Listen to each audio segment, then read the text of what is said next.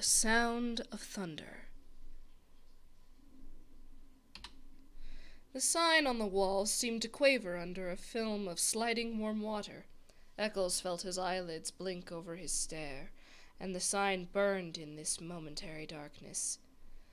Time Safari Incorporated. Safaris to any year in the past. You name the animal, we take you there. You shoot it.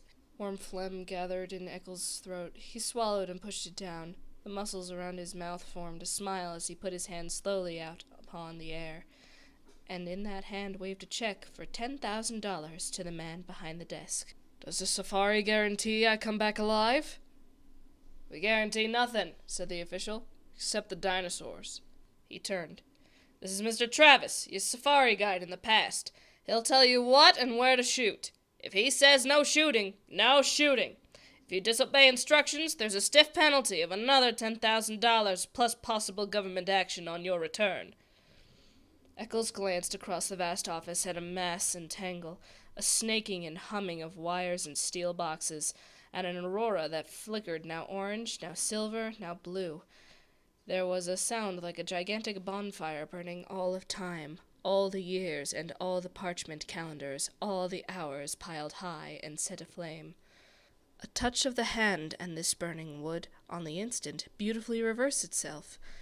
Eckels remembered the word in the advertisements to the letter. Out of chars and ashes, out of dust and coals, like golden salamanders, the old years, the green years, might leap. Roses sweeten the air, white hair turn Irish black, wrinkles vanish, all, everything fly back to seed, flee death, rush down to their beginnings. Suns rise in western skies and set in glorious easts.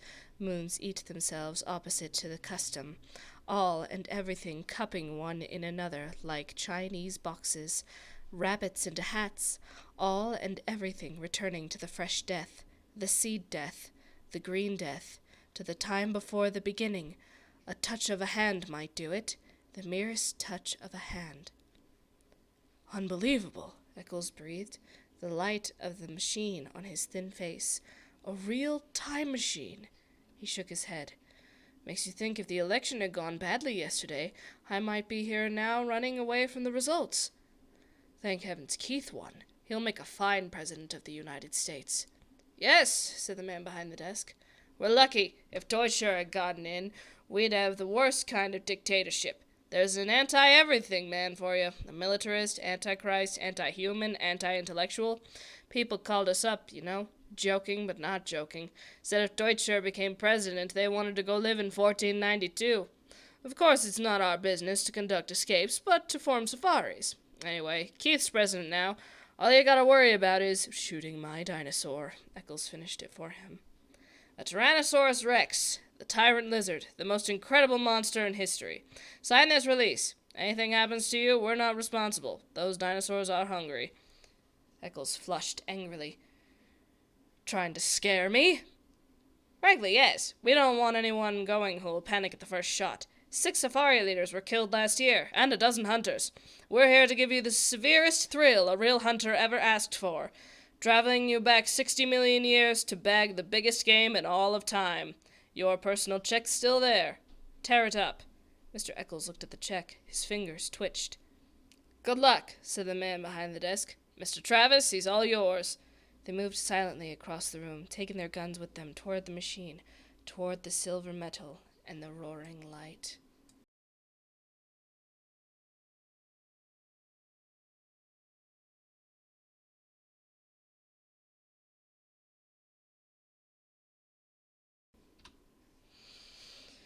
First a day, and then a night, and then a day, and then a night. Then it was day, night, a week, a month, a year, a decade. AD 2055, AD 2019, 1999, 1957. Gone. The machine roared.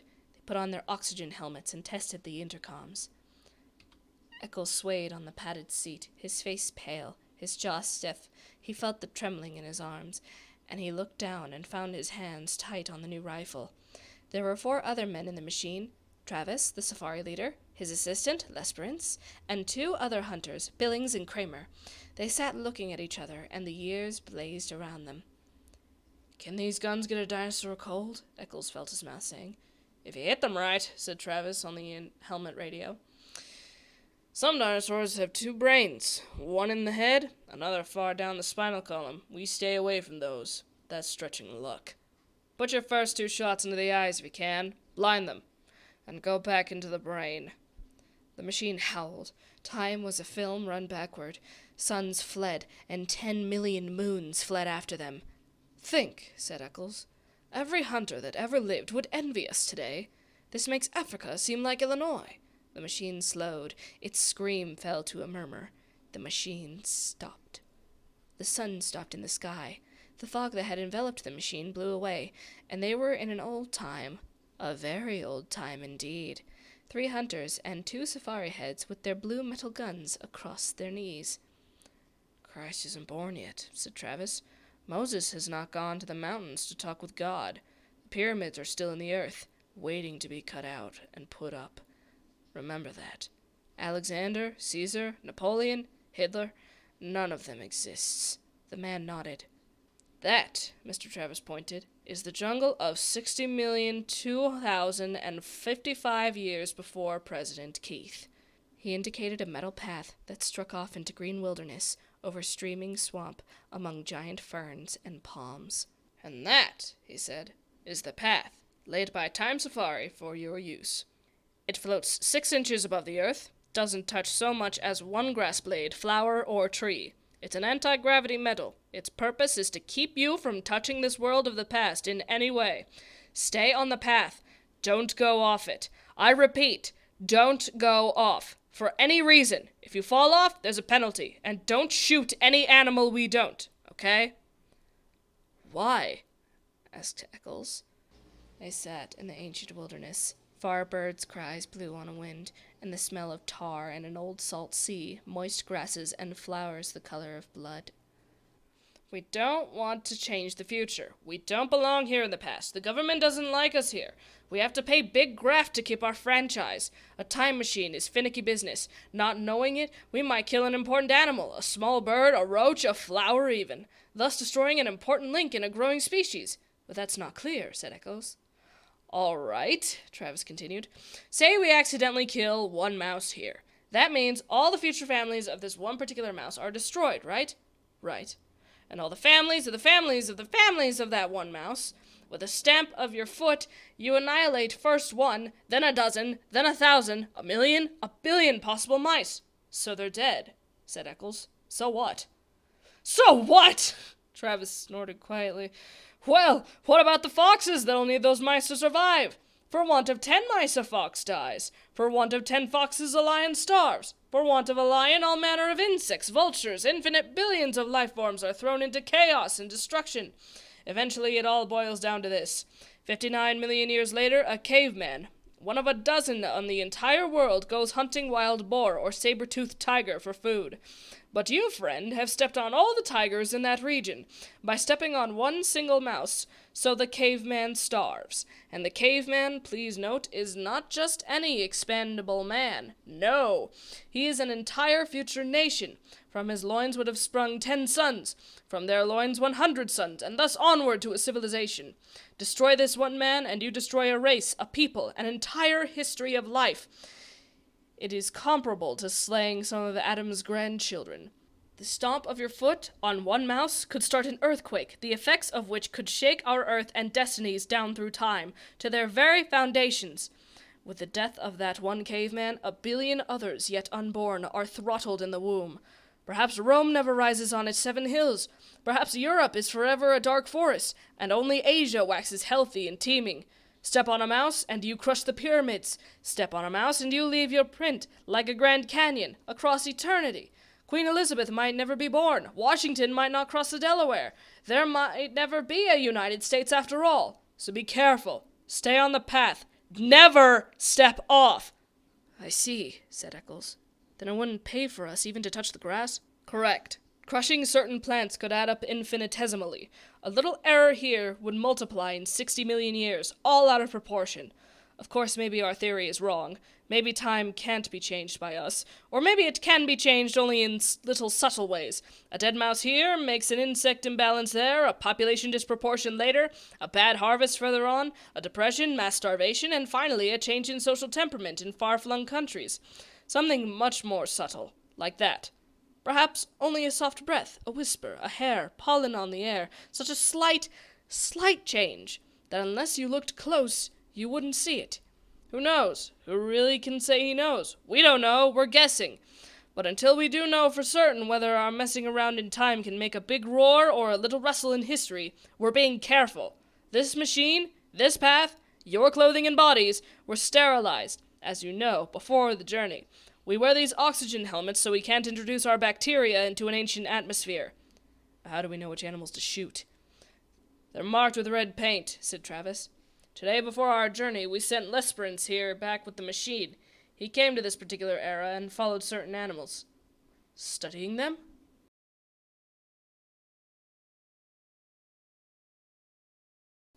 Right, said Lesperance. I tracked them through their entire existence, noting which of them lives longest.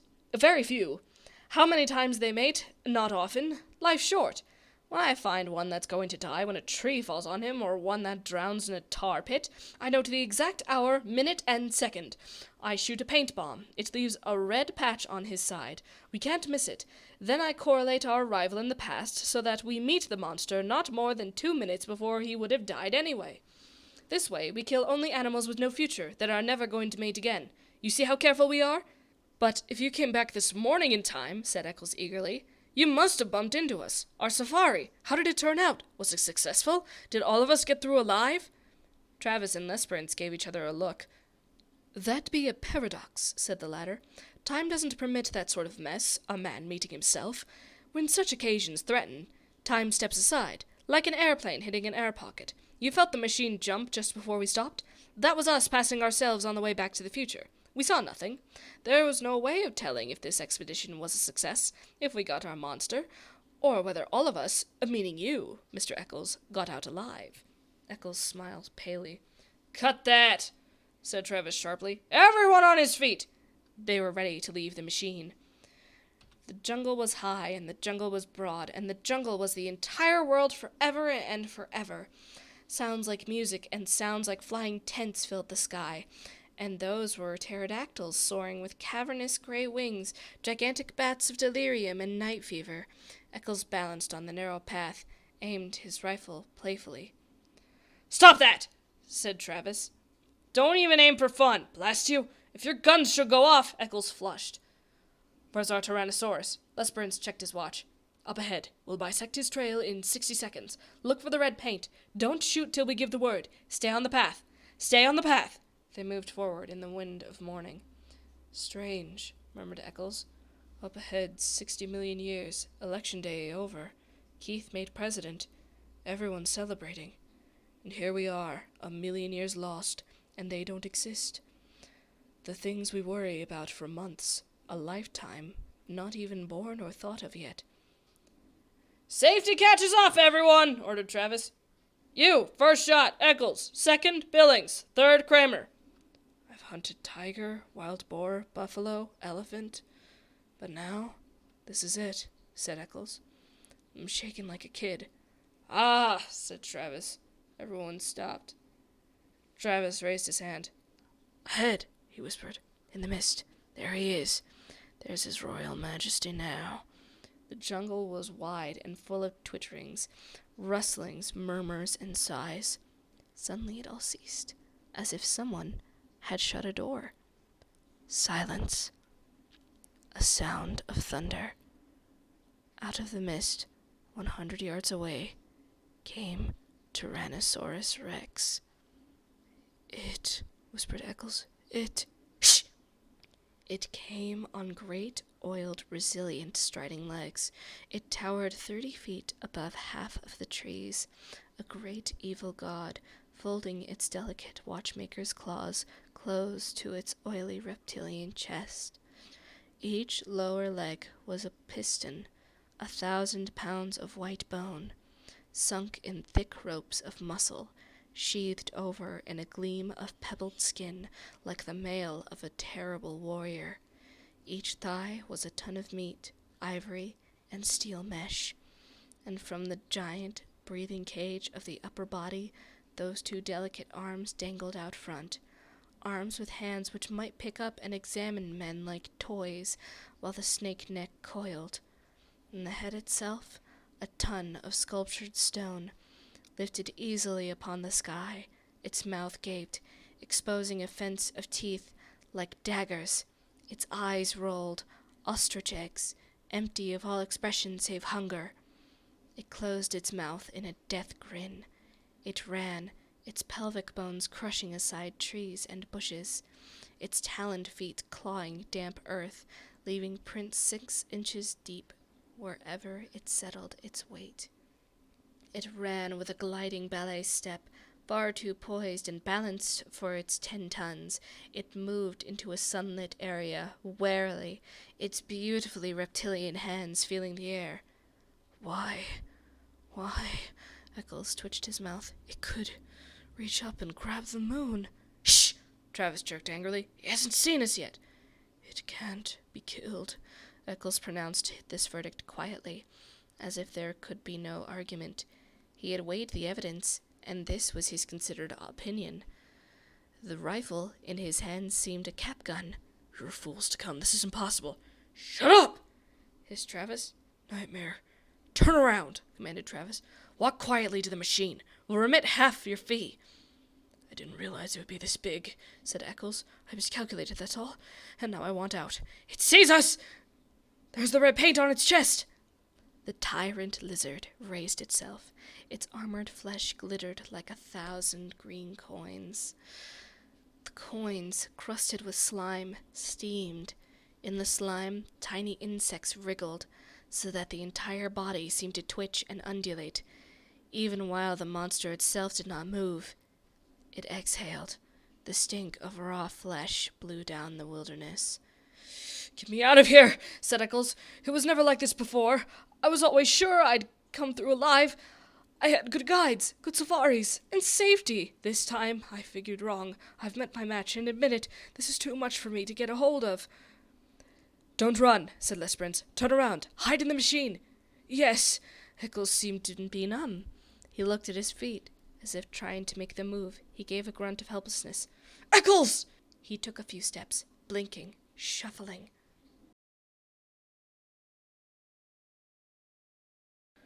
Not that way! The monster, at the first motion, lunged forward with a terrible scream. It covered 100 yards in 6 seconds. The rifles jerked up and blazed fire.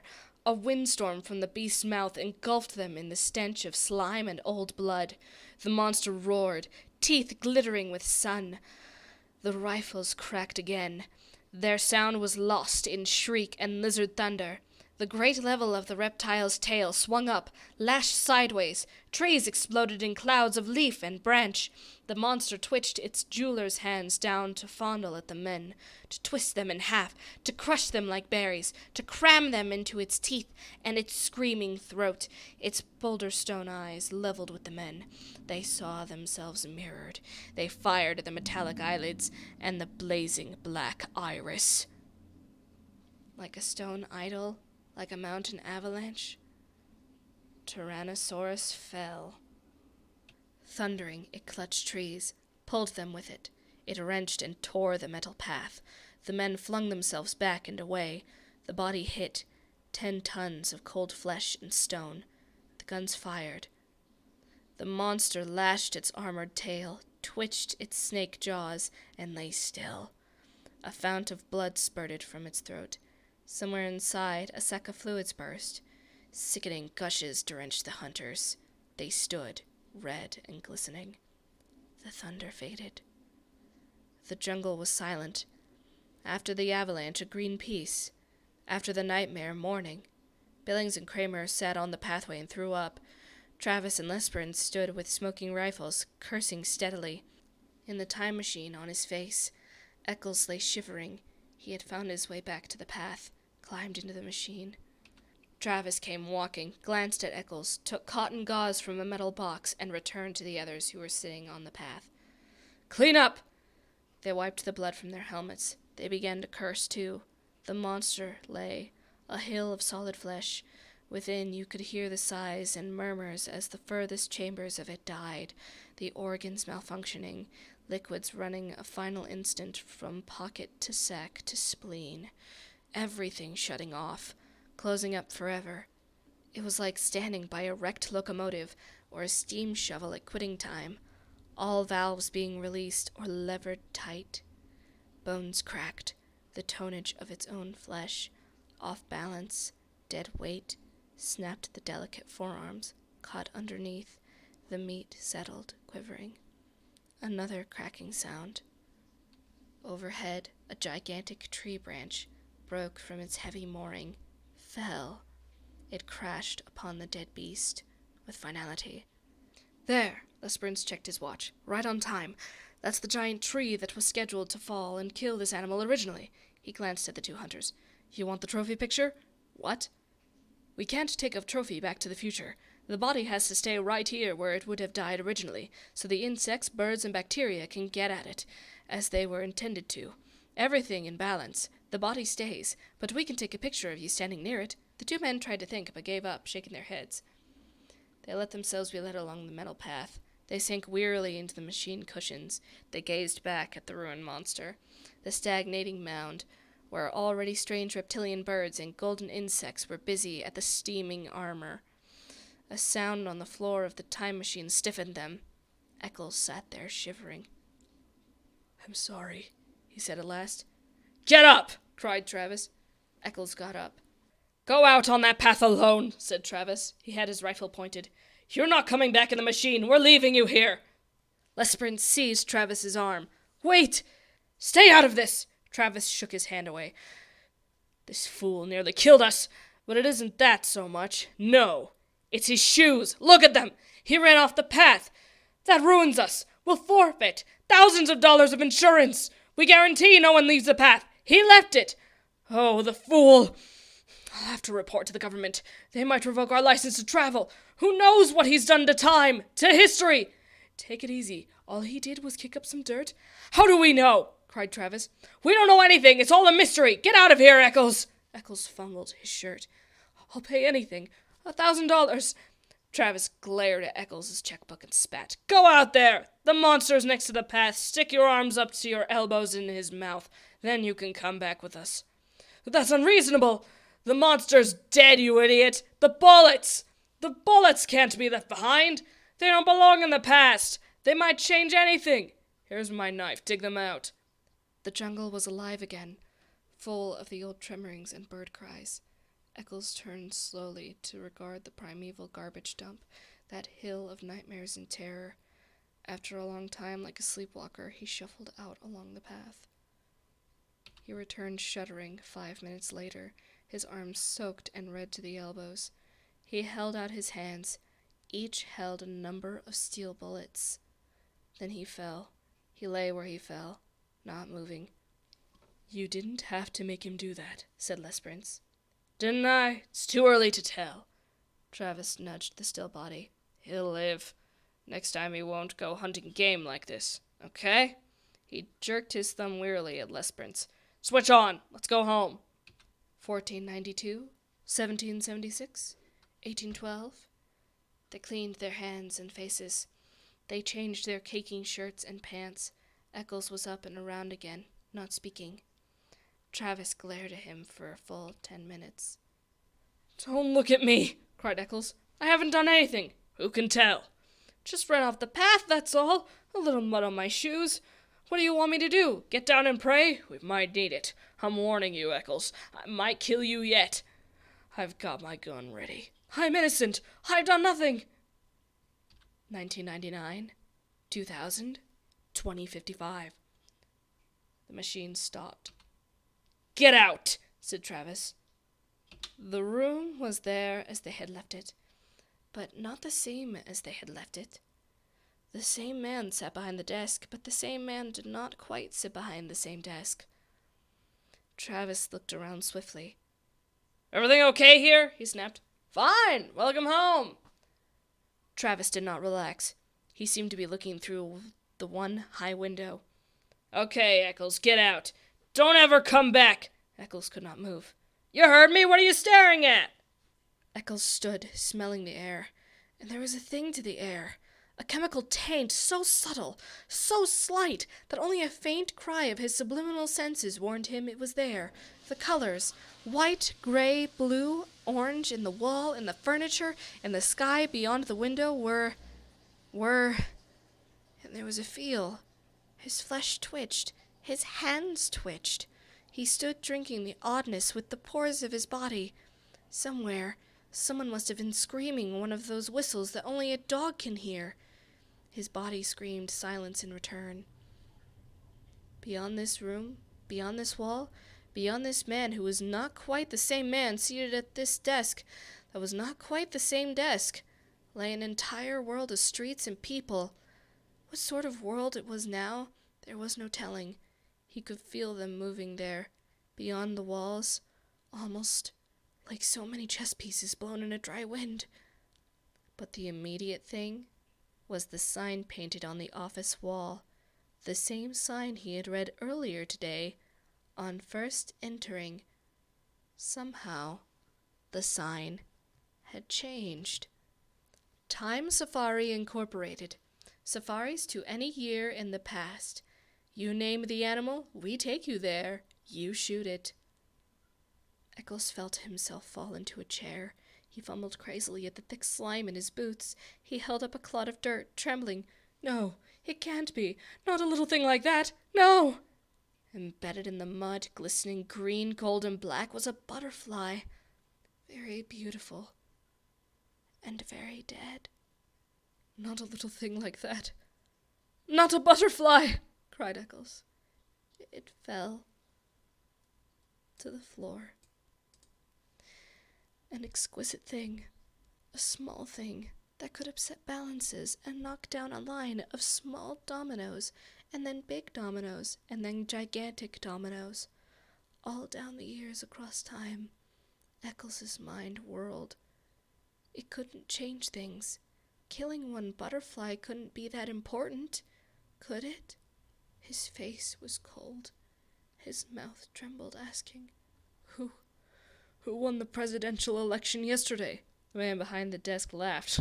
You joking? You know very well. Deutscher, of course. Who else? Not that fool weakling Keith. We got an Iron Man now. A man with guts. The official stopped.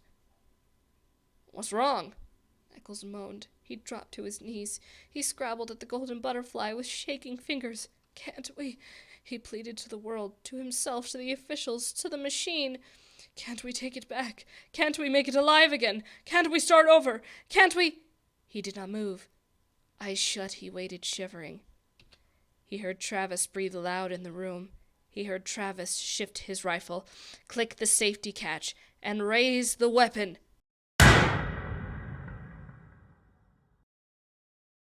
There was a sound of thunder.